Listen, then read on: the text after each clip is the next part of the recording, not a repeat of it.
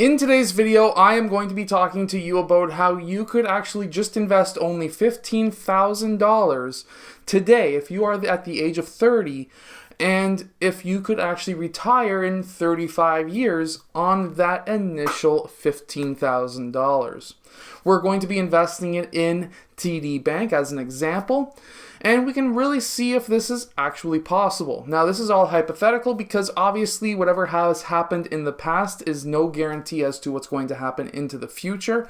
However, this is still a fun exercise to look at. So let's get down and let's check out this actually very interesting tactic. So at the time of making this video, TD Bank is, of course, being sold and bought at $83.19. Its current dividend is 3.8%, which is about a $3.16 dividend per share every single year. Its PE ratio is 9.8. It's actually one of the cheaper banks at this time and it's currently September 24th at the time of recording this video, 2021, if of course we're watching this into the future. We can see that over the past 10 years, so if we go back from 2021, and we're pretty well just past halfway through the year at this point, 3/4 through the year. If we look back to 2011, we'll take it from close to the high point. We won't take it from the part where it was starting to go down.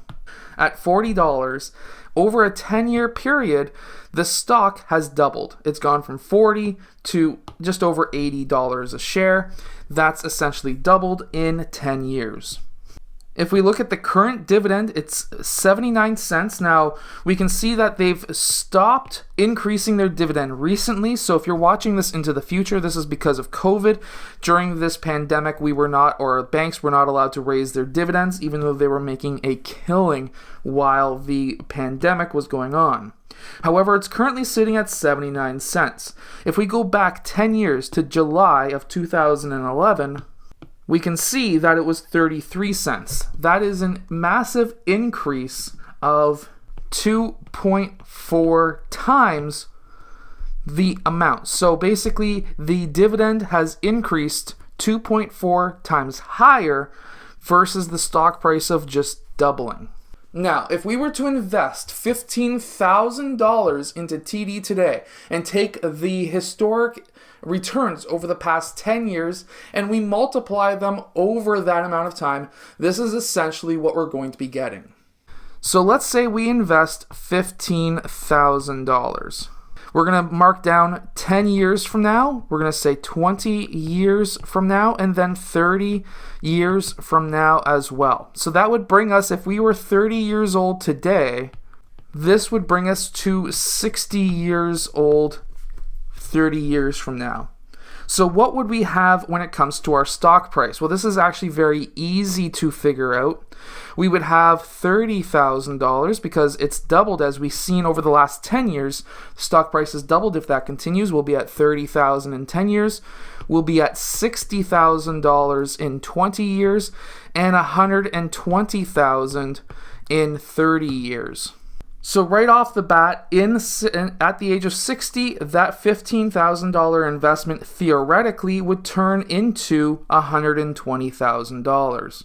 That is massive. That is more than 10x what we originally had, and this is a 30-year investment. To me, this is really good. Obviously, there's other investments. For example, growth stocks like Tesla that could just way outperform a bank like TD when it comes to the stock price, but it's the dividends that we really want to pay attention to. So as of today, we are looking at 79 cents. If we multiply this by 2.4, which is what we figured out over the past 10 years, what the dividend has increased by, in 10 years, that dividend would be $1.89 per share. If we multiply that by 2.4 once again, we will now have $4 20 years from now and 55 cents per share. And then 30 years from now, we will have $10.92 per share. Now we're going to put down 2.4 just to prove the math. And at $10.92 per share, that is absolutely massive. Now, let's really do the math on how many shares we would have at $15,000. So what we would need to do is, of course, do 15,000 divided by 83.19. We would have 180 shares, 0.3. Well, obviously we can't have 0.3, so we'll say that is what we're going to classify as our commission. So we would have 180 shares.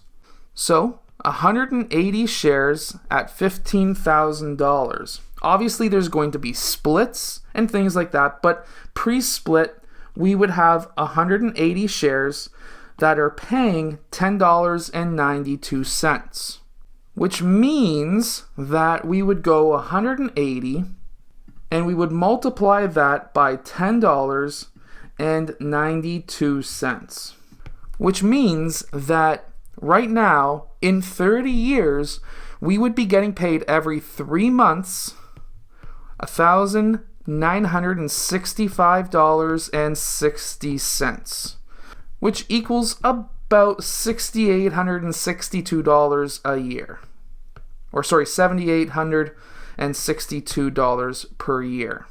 So the question is, could we actually technically retire in 30 years on that initial $15,000? It really comes down to if you invest more money later on in life, or if you've been making a ton of money, or at least some kind of money, and been putting it aside in your retirement. Because at this point, what you would be looking at is $7,800 per year that can be put towards your income at your retiring time. Especially us Canadians who have what's called a TFSA, and I think that there's investments accounts down in the States that are also tax-free as well. But at least up here it's TFSAs. This would be $7,862 that is tax-free earnings every single year. Not to mention that $120,000 that $15,000 turned into is also tax-free income. So because of that, that $7,800 is not taxed at whatever tax percentage that you're at. Let's say you're at 20% as an example. You're not going to be losing 20%. Or the dividend tax, which is it's a lot lesser of a tax if you have it in a cash account. Basically, they tax half of your dividends as taxable earnings instead of the full amount. But either way, you're still looking at a pretty good retirement every single year from your initial $15,000. Because you're essentially at that point in time, you're getting back just ridiculous amounts of money if you really think about it. You originally invested $15,000 at the age of 30, and by the age of 60, you're now making half of that initial investment back every single year as a dividend, which means that $15,000 that you technically spent didn't actually cost you anything and did obviously increase in value, but you probably would never sell it because it's giving you an income. But this is why dividend investing, in my opinion, is one of the best ways to invest your money. Always look for growth stocks, but if you're looking to have income right now or into the future, dividend stocks are definitely the way to go. I hope that you've enjoyed today's video. I hope this was fun to watch. If it was, hit that like button and subscribe, and I'll see you guys again next time.